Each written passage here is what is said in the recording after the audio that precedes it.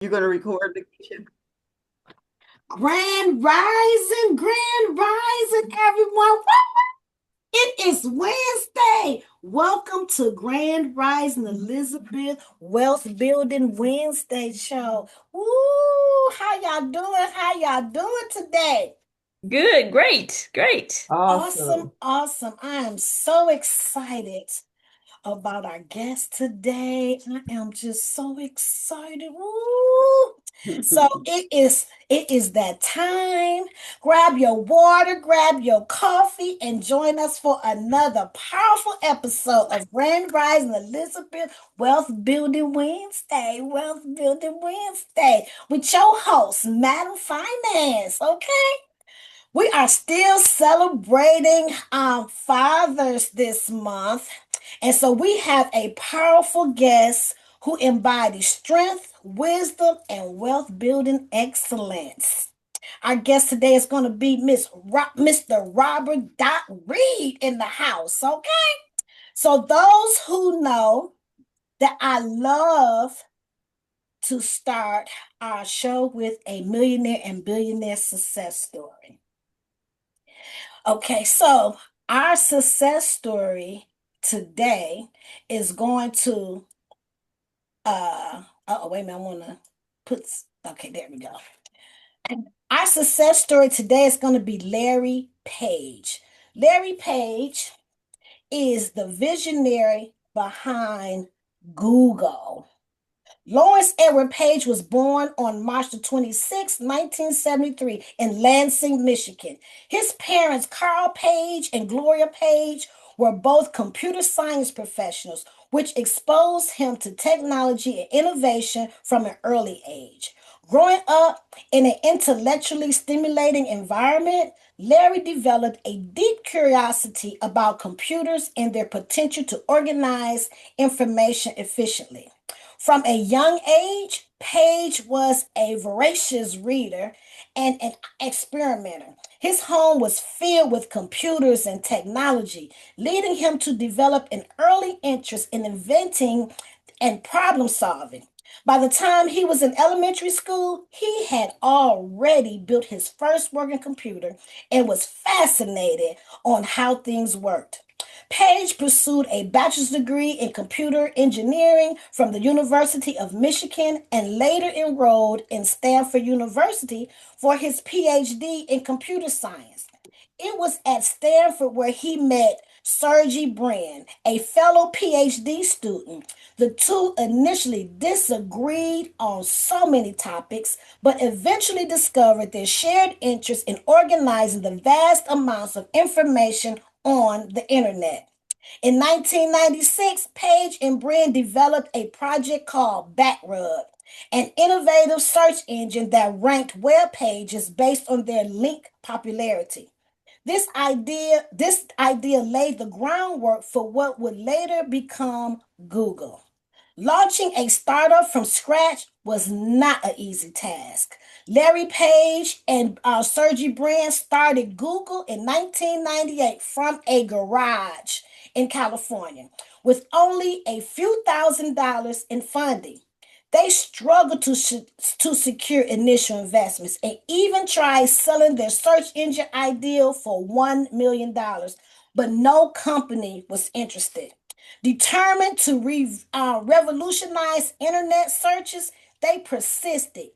Google quickly became known as its accurate and fast search results, setting it apart from competitors. By 2024, Google went public, making both Page and Brin billionaires overnight.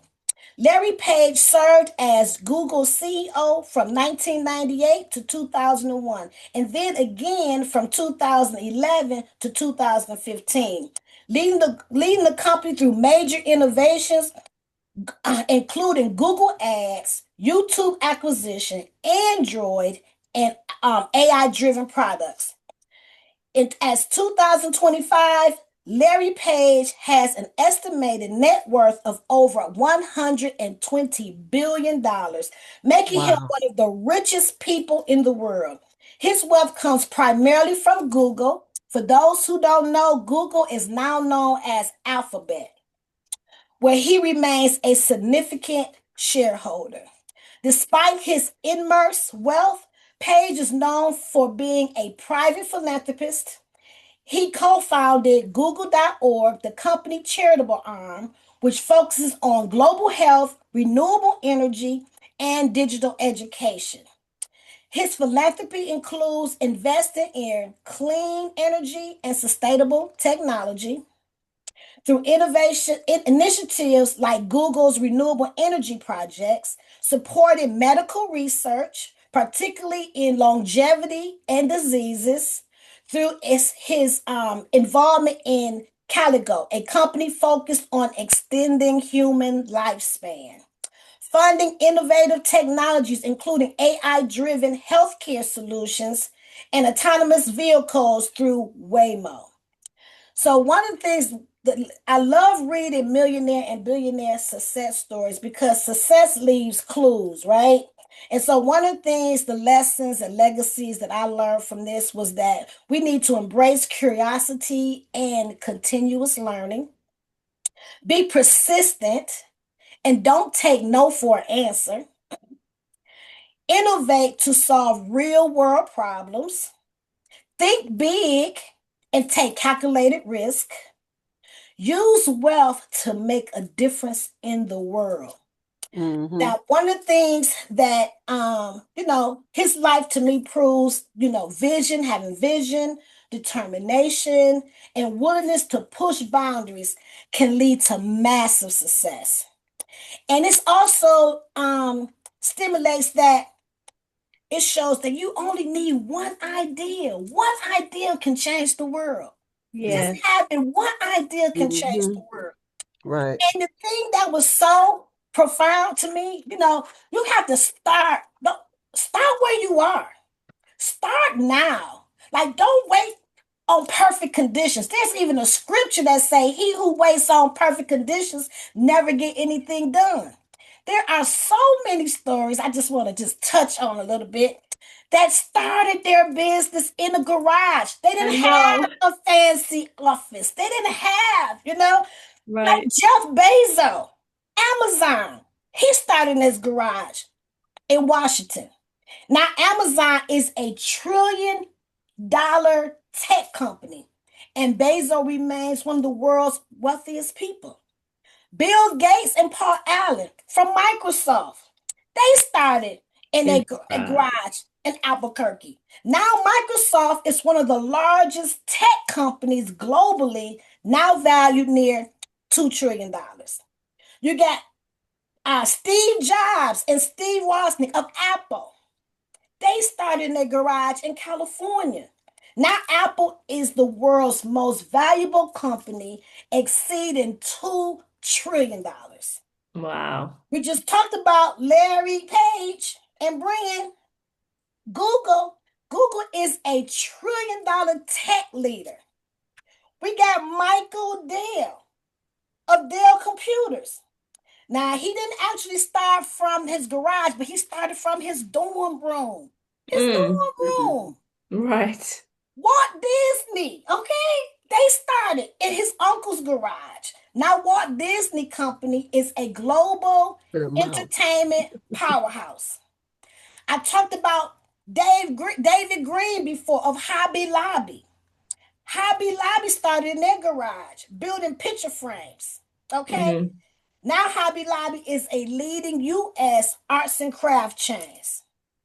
And it's more stories after stories after stories. So the thing is to start now. Don't wait for perfect conditions. If you have that vision in you, if you have that umption to want to do more and you want to, change your life, then that's a sign that that's what you're supposed to do. Go ahead Right. and do it. Do it now.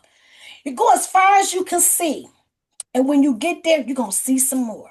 Go Yeah. as far as you can see, you're going to see some more. God in the universe is going to be putting it together and going to bring the people that you need to success, to bring success to your vision. Okay? Amen. Amen. Yes. Yes. Yes. So, with that being said, I want to introduce our special guest today, Mr. Robert Doc Reid. He is a business growth strategist wealth building expert, award-winning leader, founder of Bakeable Financial. Doc Reid has helped top leaders train thousands of entrepreneurs and build multi-million dollar financial education programs. Now he's teaching influencers and everyday people like us, okay, how to monetize platforms, build passive income, secure financial freedom in a simple, powerful way. Welcome, Dr. Reid. Doc Reid. Okay, Robert Doc Reid. How are you? How are you? How's everybody doing this morning? Good, Great, Lovely, good. lovely great, one. great. Awesome. It is a grand rising. It is a grand rising. And, I'm excited because, like you said, all you really need is a dream and confidence to make that thing happen in reality. We don't want to despise small beginnings. And one of the things that's on my mind is actually I'm putting together a money makeover workshop, and so I'm going to be sharing some principles for you all about 7 steps to transformation. And I was having a conversation actually with the young man who was interested in home ownership, and we were talking. And it's interesting. I said, back when I was thinking about becoming a homeowner, the number one thing I needed to do was actually see myself as a homeowner, right? Because your identity has a lot to do with what you'll even try, what you'll even, attempt to do in life. And so I'm excited that we have an opportunity to come together and encourage each other and let you know, hey, if they can do it, we can do it too, right? Because we know God's not a respecter of person, and it's all available for us. So one of the things I'm going to do, I'm going to share my screen here real briefly and kind of walk through uh, this information. But I'm on cloud nine because and let me know when you see the screen. I know my computer's acting a little bit slow today, but I'm on cloud nine simply for the fact that my daughter recently graduated from high school, Oh, beginning of this congratulations. month. Yep. And it's kind of trippy for me because she graduated at the top of her class, summa cum laude, from Berkeley High School, and she's actually headed to my alma mater, University of Michigan in Ann Arbor. And it's just amazing when you see young people have a dream and they chase their dream and they're persistent and they get things going. So I'm super excited for my daughter Kendall. How is my screen showing up? Because it's kind of funky on my end. It's fine. Showing up. It's good? Okay. You're All gonna right. blow it up, right? On my screen, it actually is. So let me escape what I'm doing here. So you're not seeing the full screen? Yeah, We're seeing everything. If you can make it a PowerPoint. Yeah. Yeah. Oh, I'm gonna try it again. Hold on one second.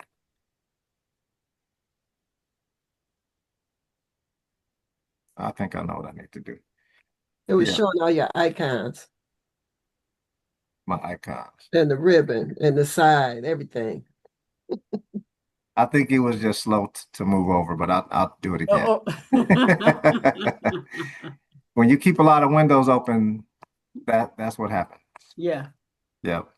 But so we're in a season where graduates are starting off in life and they're excited about the next chapter in their life. And I actually heard an interesting quote by John Hope Bryant that talked about wealth creation.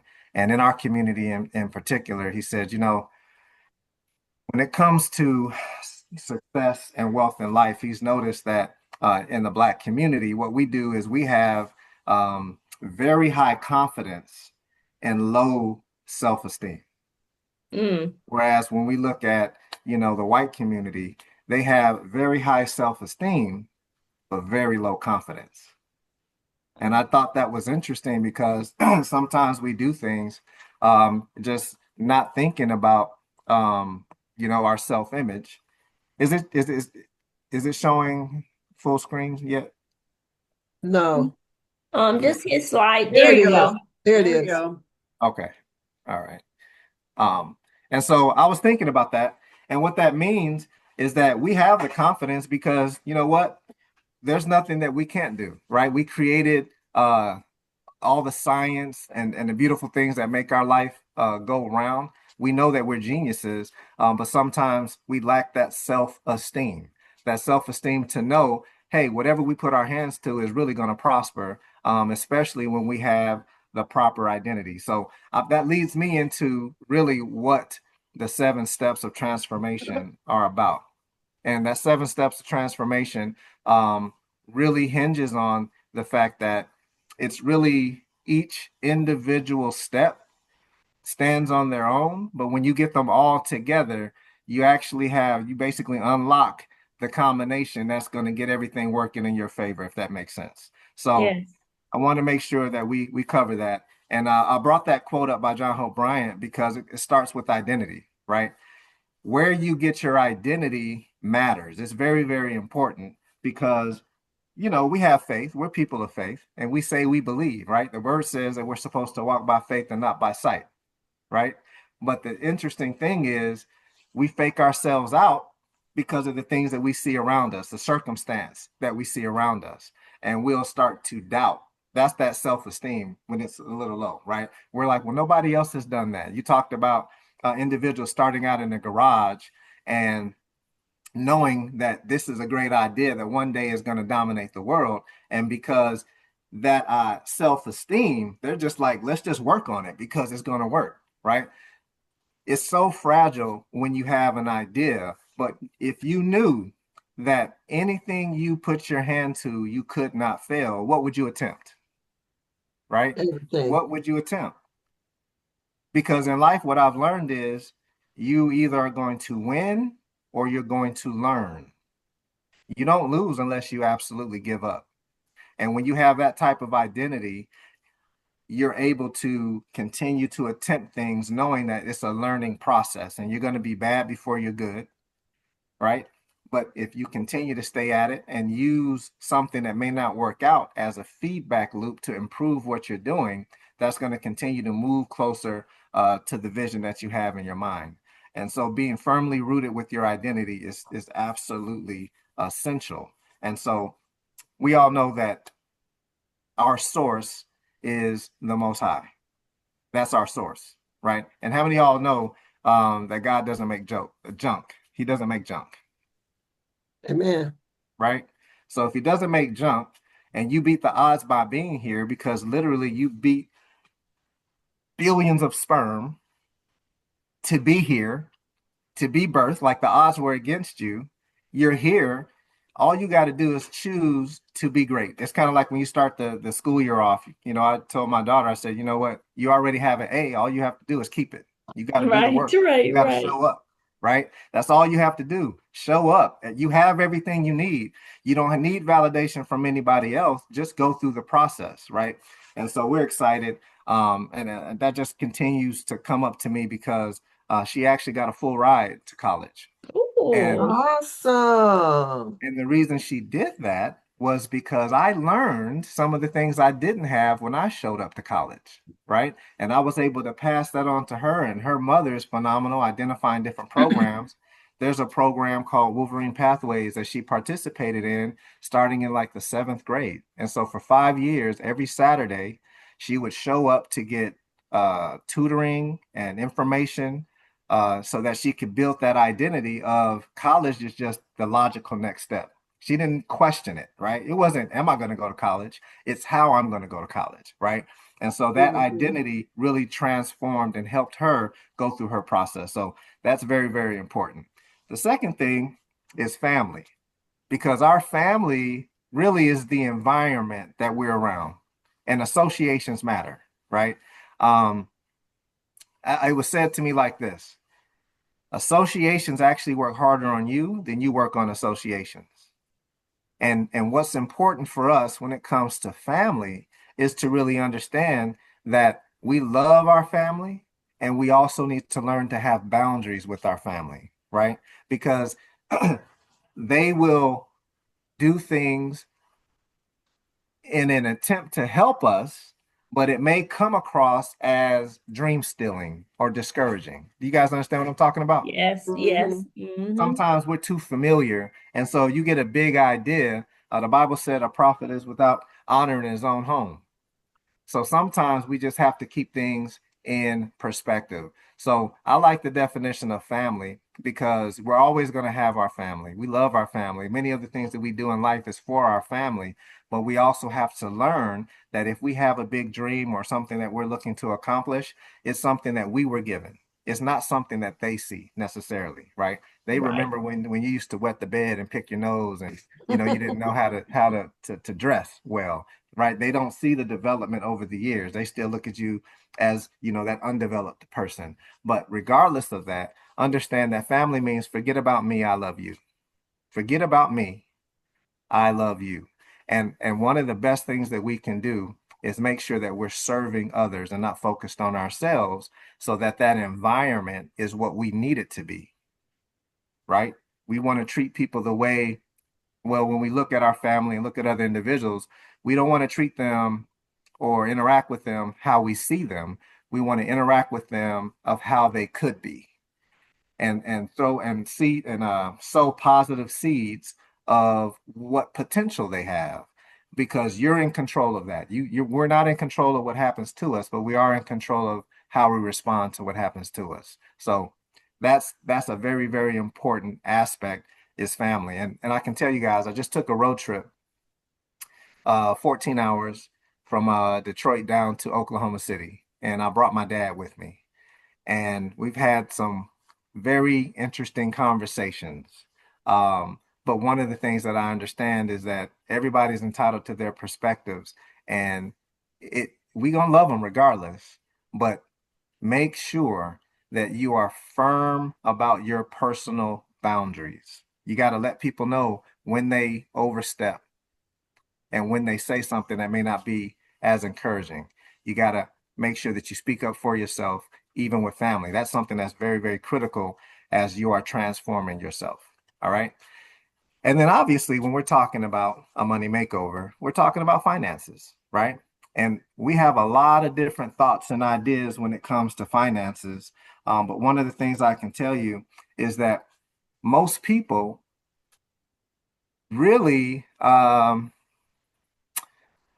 not take the time to think about where their thoughts about money and finances came from, right? We just learn by watching the people around us, and we pick up those habits and actually think that they're ours. When if you put it under a microscope with a little bit of learning, you'd find that, hey, I need to make some adjustments here. Can anybody relate to that? Yes. Okay.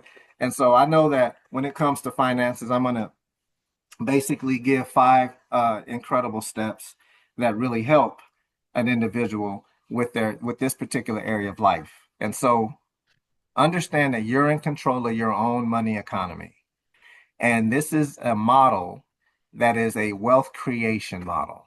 This is a model that's patterned after nature itself, right? When we look at nature, we understand that there's an ecosystem of replenishment. And we can do the same thing for our personal money economy. So the first step is at the top. We earn money. Some kind of way, money has to get into your hands, whether it's given to you, whether you work for it, whether you've inherited it, or you found it, right? But when we're thinking about how money is earned, one of the important things to understand is that there's really 3 main ways that money is going to be earned. Either we're going to have linear income, where we exchange our time for money, and we could have an employment through a job. We could do a business where we get some type of special training, and we offer that training or skill to the world. Whether you're a trades or a lawyer, a doctor, you're highly skilled. You can demand more money, but you're still having to exchange your time for that money. That's linear, right? We also have leveraged, is a way that you can earn income. And how many of you have actually read Rich Dad Poor Dad? You can just say me or put a one in the chat if you've read Rich Dad Poor Dad. You guys familiar with that book by Robert Kiyosaki? Yes. You know, I read that book when I was in college, and one of the most important things that stuck out to me was the fact that that book really had more to do with the thoughts and approach to money than it actually had to do with how much money you had in your bank account. And so that being said, how you approach money is important, right?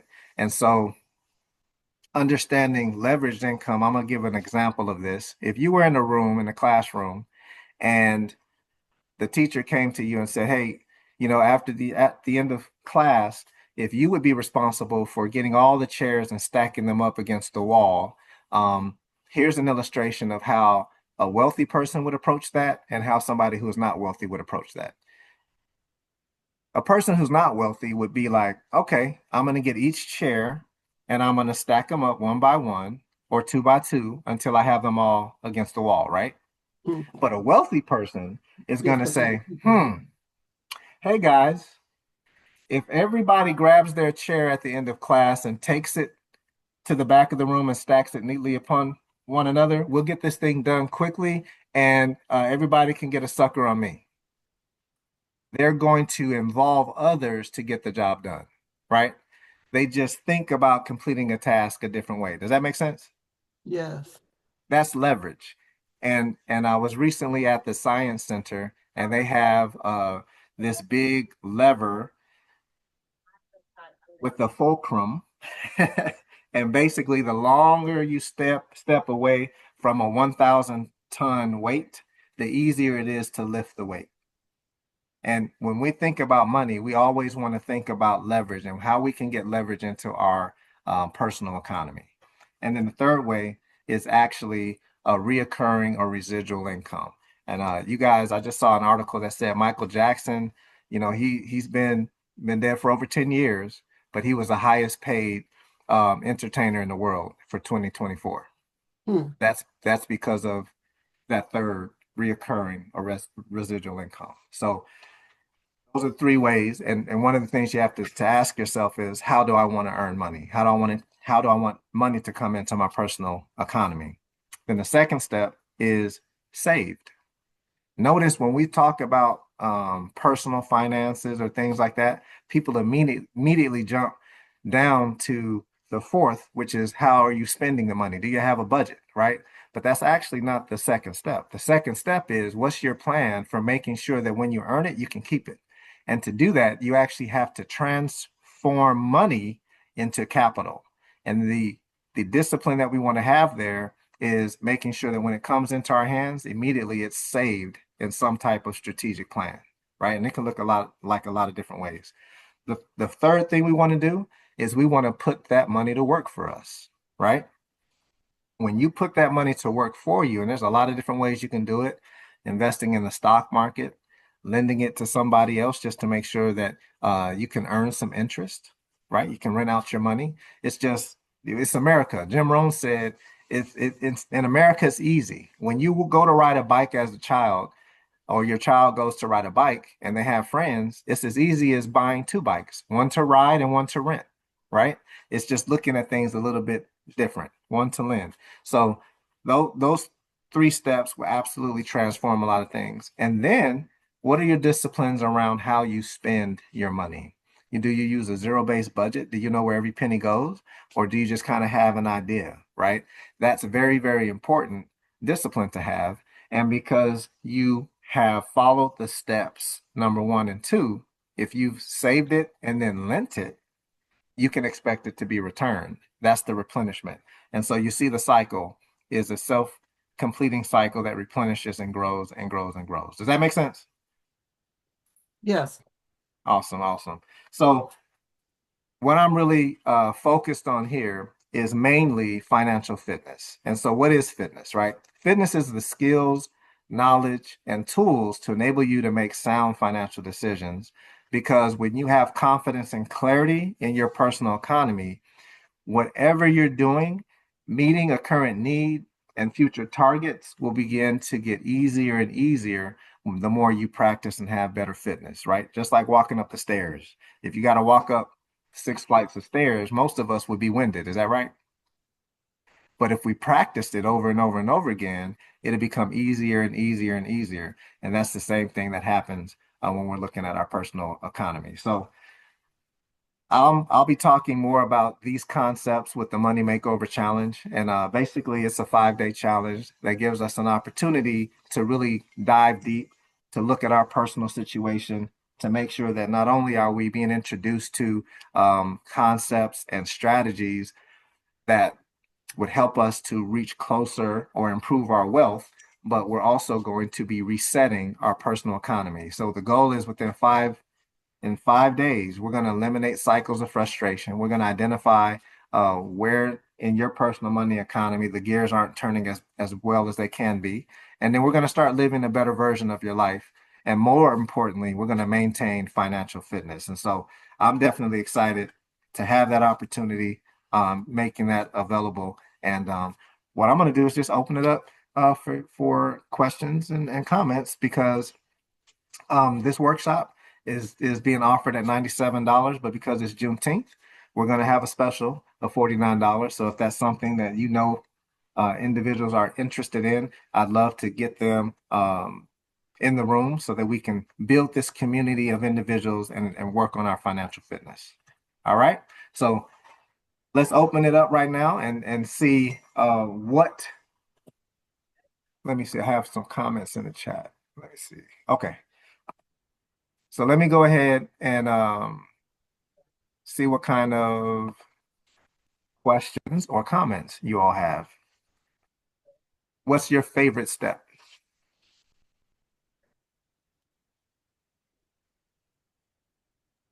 I really would like for you to go over again. I like the concept of identifying confidence and self-esteem. Can you repeat what that was again? Like, because that's very, very important. I know we always hear about mindset, but it does begin with your mindset and Yeah, confidence and self-esteem. I really like that.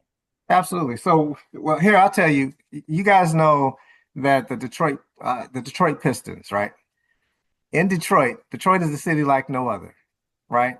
And our people have, like I said, high confidence, low self-esteem. High confidence, low self-esteem. So what that means is when you look around at um how we view money and how we show up, right? I'm going to say I'm thinking of Detroit Pistons because there's actually a glam cam that they have during the games. Have you ever caught the glam cam? I think it's the bling cam or something like that. They basically are going around the audience, and you know how they'll show the kissing cam where they'll show two people and then they put the camera on them, they got to kiss. Well, in Detroit, our version of that is the I forget the exact name of it, but basically, if you have big diamonds and a big chain, if you're showing that you got the latest fashions, that's what the focus is. But we wear our wealth. My nephew, my brother, I was having a conversation with him after the wedding. He said, "Hey, man, your nephew has," and just forgive me. Like I said, I got off the road, so I'm trying to remember the names of things. But he was talking about some shoes that he was wearing. He's like, "Yeah, those are $10,000 shoes." And I was like, "Okay." Uncle Robert is going to have a conversation and say, absolutely, man, you could wear whatever you want. You can have it.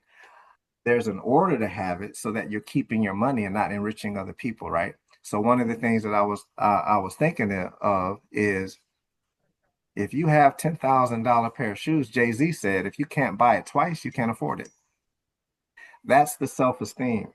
Because for so long, our people just in general have had to go without. Then when we had an opportunity to create wealth and get money in our hands, we show it. That's just how we show it, right? But if you put that against somebody like a Larry Ellison, a Bill Gates, a Warren Buffett, they really do have big, big money. They drive the same cars. They wear busted tennis shoes. So what I'm saying is I want to show you my wealth versus I have wealth And not only do I have wealth, I'm connected to strategies that when I do have it, you better know it's a small percentage of something. Does that make sense? I don't know if that's making sense at all. But that's what I meant, right? And I notice just in general, when I walk into rooms, boardrooms and different things like that, on the other side of the table, the high self-esteem and low confidence, whenever quote unquote white folks see someone that looks like us who are educated, know our stuff, run our business, for whatever reason, there's tension, they're fluttered, you know. It's like, what's happening? Why are y'all acting like that? It's because high self-esteem but low confidence. They know, like, oh, you might take my job. Oh, my dad was explaining to me on the trip down. He's like, he's a chaplain for a health system, and he goes out and he does the work. And he was telling me that there's a manager who is trying to oversee him and send him emails and all this other type of stuff. And I just tried to explain to him, she feels threatened. You're doing work. She's being outworked. That's that whole confidence, self-esteem situation at play. That's what I meant by that. That's what I meant by that. That is so profound that you said that, because a lot of times I just experienced this a couple weeks ago, that she was very shocked of my education. She was very shocked. Like the whole conversation like, suddenly changed when I started talking about investing, when I started talking about wills and living trust and leaving a legacy to you. So what do you mean by that? What do you know? And just her conversation was negative when it came to investing and different things. You know, when my parents invested and they lost a lot of money in them, and just it's just they view us so differently. And, I don't know. That's why it's so important that we move with excellence, that we live our life with making sure our businesses is being built on sound practices, morally, and different things like that. Because, you know, they don't think very highly of us in so many instances. They're shocked to find somebody who's really educated. She said, "Oh, you an ex-banker?" I said, "Oh, well, I worked at the bank too. I worked at." I'm like, "Okay, okay," and I didn't learn all of that. So you must have had some additional education. I'm like, "Yeah, well, I do." And so, it's just the dynamics of what we have to, what we have to deal with. And one thing about true wealth only comes through business. It's either you're going to take a risk and own your own business, or you're going to invest in somebody else's. And that's one thing that the wealthy does. If they invest in businesses. I remember I met, I think his name is Robert. I want to say it's Robert Smith. Was a billionaire, Mhm. and we were in this amazing conference. And he said, so one of the questions was, I can't remember if I asked the question or somebody else asked the question. It said, "Well, how many businesses do you have?" And he said, "I have over 70 businesses." At the time, it didn't resonate at the time, but as years come on, then I said, "I got it." He wasn't lying when he said he had 70 businesses, because what was going in my head, how is he managing 70 businesses? I could barely manage the one or the two. But he was the owner of these businesses. He invested in these businesses. So what is investment? Ownership. What is shares? Ownership. You own shares. You are part owner of that particular company. It kind of sounds strange to say, yeah, I'm part owner of Uber. I'm a part Yeah. owner of Walmart. It kind of feel Goes back to uncomfortable. goes back to identity, right? Yes. And Yes. leverage. Yes, yes, and leverage. And speaking on that, we talked about Google today. So I was on selling some of my stocks because I feel like I'm doing too much right now. And I got a strategic plan now. So I'm selling off some of my stock. But anybody, we talked about Google today. So Google, who is now Alphabet, is at $176.22 a share. Some people might say, ooh, 176, but they have something called partial shares. If you have $5, you can invest in Google or any other companies or ETFs or REITs, which is real estate investment trust. And so, you know, don't think that it's not possible. You can, like everybody has $5. We do what we want to do with our finances. It's about what's important to you. If you want to go to the concert, you're going to make a way. You want to buy the latest get your hair done, your nails done. Well, the ladies' nails is like $50 on up. Maybe don't get your nails done every 2 weeks, maybe once a month, or But where there's a will, there's a way. We do whatever is important to us. So you can do it. You can do it. It doesn't cost anything to open up a brokerage account. If you feel like it's too late for you, like but last month, a month before last, an 80-year-old, she's concerned about her daughter. So she wanted to open up a brokerage account for her daughter and start now. She's taking a portion of her pay and investing. And that's something that she can have for a lifetime if she continues and can leave a legacy to her child. So being conscious, I love how Dr. Reid was talking about your money economy. I love that. Your money. What is your money economy? So I like the way you phrase that. Your money economy. Absolutely. You know, they sometimes they say, well, I put it to you like this. You guys remember back in 2008, 2009, when the market was just crashing and all that type of stuff? Yes. Like people reacted that a lot of different ways. If you have that identity, you're like, I don't want to participate in that. What the news is telling everybody is bad time. Not for me. I opt out because I'm in control of my personal economy, right? And you can control that by how you're viewing what's happening and then deciding I'm in control of what's going to happen in my household, right? That's such an important step. I remember I asked my grandfather during the Great Depression, I'm like, what was stuff like? He's like, it didn't bother us. We didn't have nothing anyway. So when they tell when they tell the story about, oh, people were losing their mind and all the money, not everybody. But on the other verse of that, now that we are able to start accumulate assets, just the principle is cash flow follows assets. So the more assets you have, the more cash flow you'll have. That's just a principle. And there's a lot of different types of assets. It could be real estate, it could be jewelry, it could be art, right? It could be guns, it could be cars, it could be jewelry, right? It could be the purse. I've seen purse collections, right? And I'm like, how much is that? The Birkin bag? That's a $30,000 bag. It could be, but yeah, it is. But I'm using it as an asset.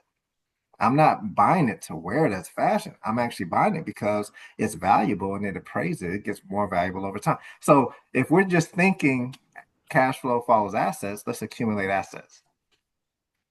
Hey, Doc, can you talk more about the financial challenge that you had presented?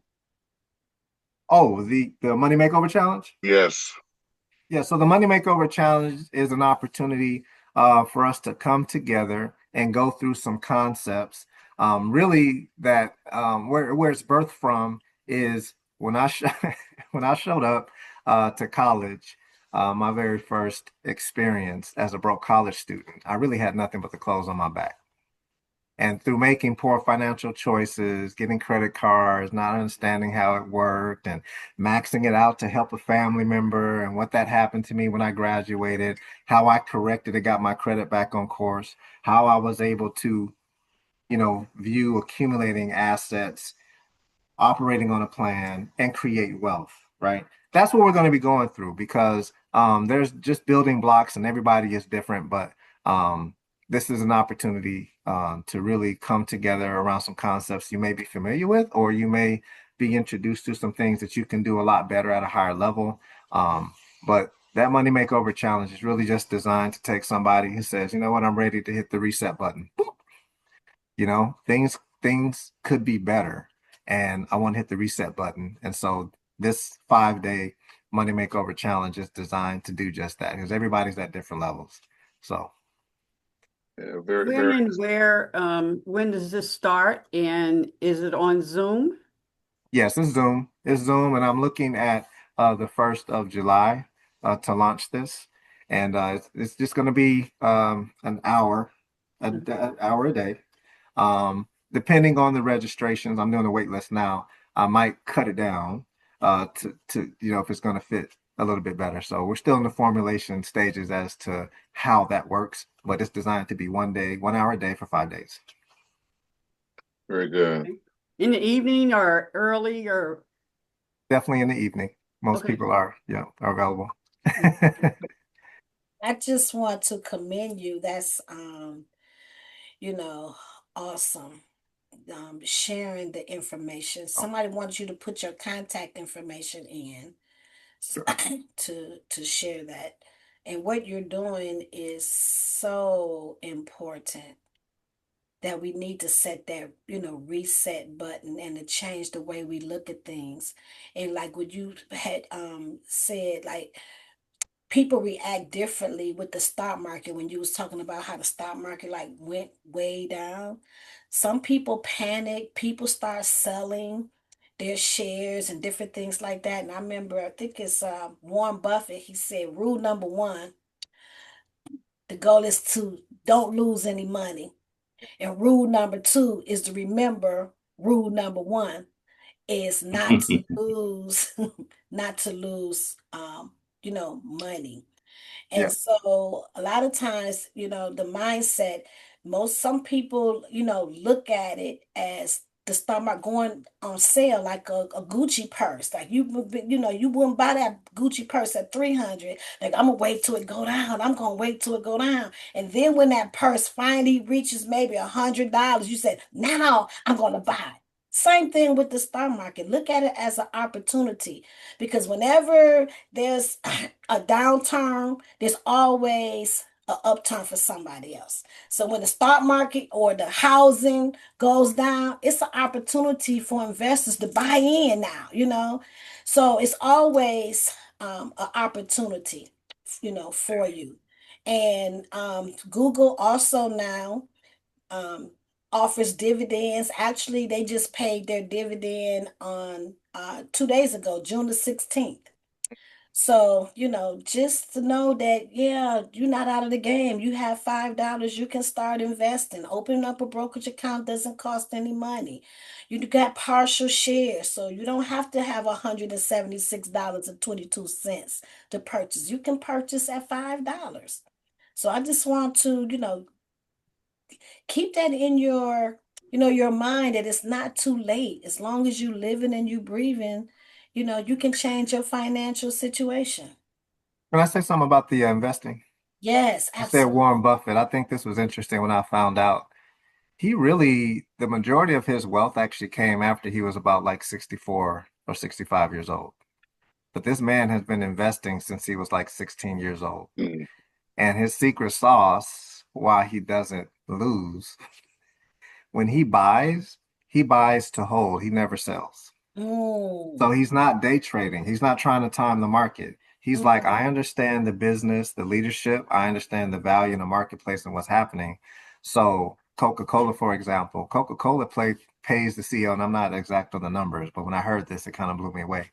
It was like the CEO of Coca-Cola was paid $20 million last year. Warren Buffett was paid like $300 million through the dividends. He's making more money because he's held this stock for decades and he's accumulated.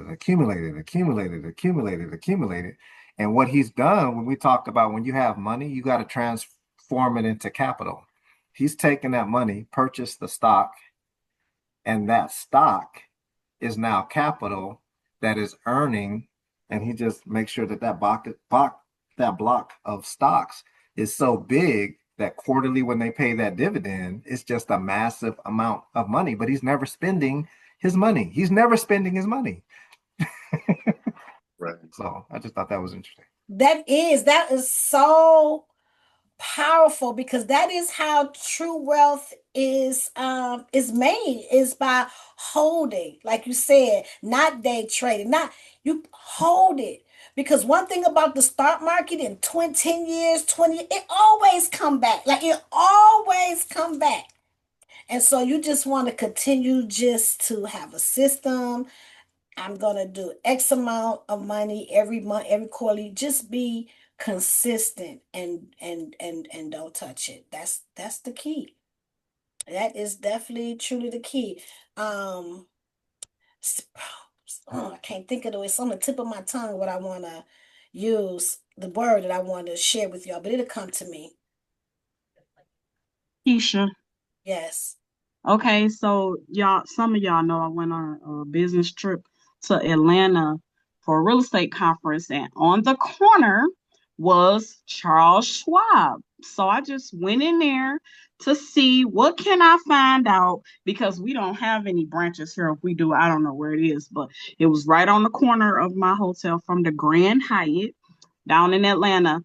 So she's saying you can open your brokerage account with the $5. So one thing that I did find out is that it's like a mutual fund basket. I may not have the right name, but once you save up a few more dollars, like 150, because you can open that brokerage account, and each Schwab slice is $5, and you can do 30 of them. So if my math is right, that's like $150.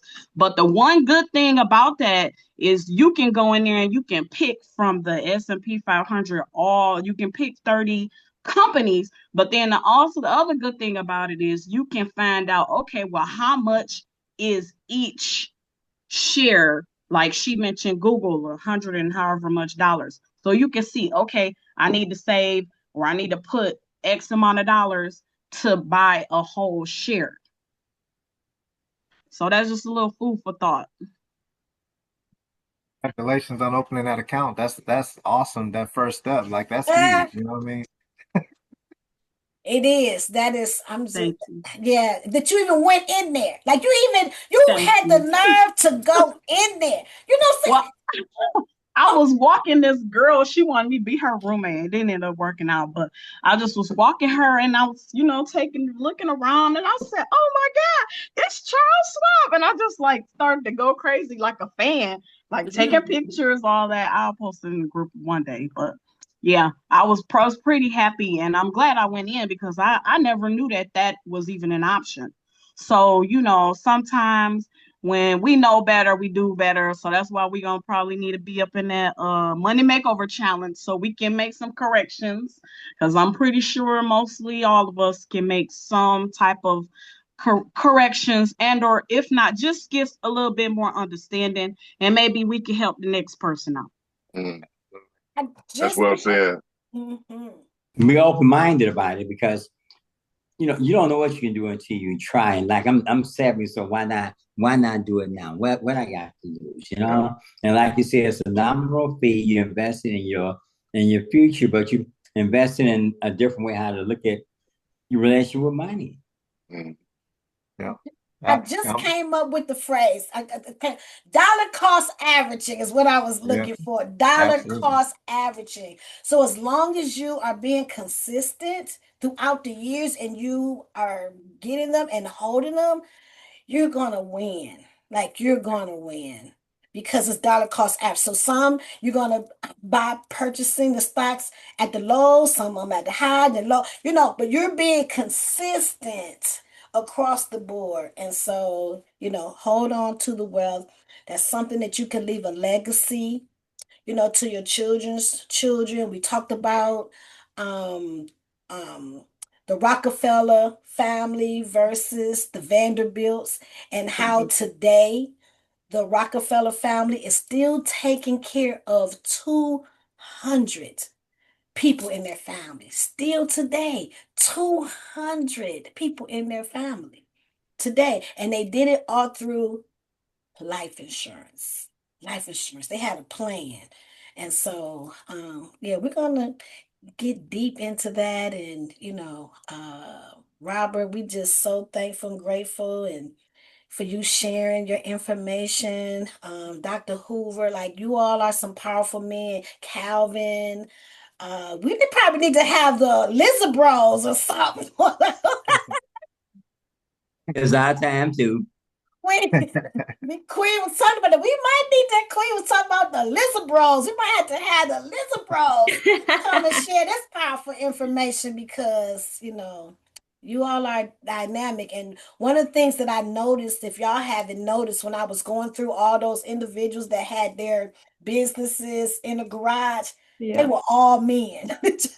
Right. They were all men. Where the ladies at? Where the ladies at? But we can learn a lot from the men on how they conduct business, their conversations, and different things of that nature. So yeah, so they were all men. So we can learn a lot from the men. Just want to say thank you for having me back. And the last thing I'll say is I know that if you pour your purse into your mind will pour into your purse. Ooh. Okay. I'm looking forward to the challenge, my brother. I know it's going to be awesome. And I want to encourage everybody to participate in that. I know the source, right? I know that I've known Doc Reid for many, many years. It's turning into decades. And so, and the gentleman said he's 70, I'm 66. So I'm definitely going to take advantage of this money challenge and learn what I can from this young man because he's powerful. So I appreciate you, Doc Reid. Yes, I want to support you, as well. And, so, continual learning. Yes, Queen. You're on mute. Say that one more time. Pour your what? I'm writing it down. If you pour your purse into your mind, your mind, okay, your mind will pour back into your purse. You were talking about the Rockefellers, yes. The difference. They had that strategy, but more importantly, when they have your success will fall to the level of your systems. Mm. They have a system. They have a system. They have a so system. Good. Yeah. So good. That's a whole nother topic. A system, having a successful system, a successful routine. Oh my goodness. Well, it is 10 o'clock on the hour. I just want to say thank you all for everyone who has showed up today. Give yourself a hand for continual learning, to having that gumption to want to do better and do more. So let's give ourselves a hug, because sometimes we don't give ourselves enough love and grace. We all be helping everybody else, and sometimes we forget about loving on ourselves. I love to kiss myself because I love me some me. Let's hug the world, because the world needs a hug too. And let's send a lot of love and light to those that are in authority, because the Bible does say, no matter what, pray for those that are in authority. Enough people who pray and give love and light, we may be surprised of the changes that can be made because of us sending that love and light. Yeah. So I challenge you all to have a wonderful and fantastic day on purpose. Because remember, it's always a choice. All right. Peace out.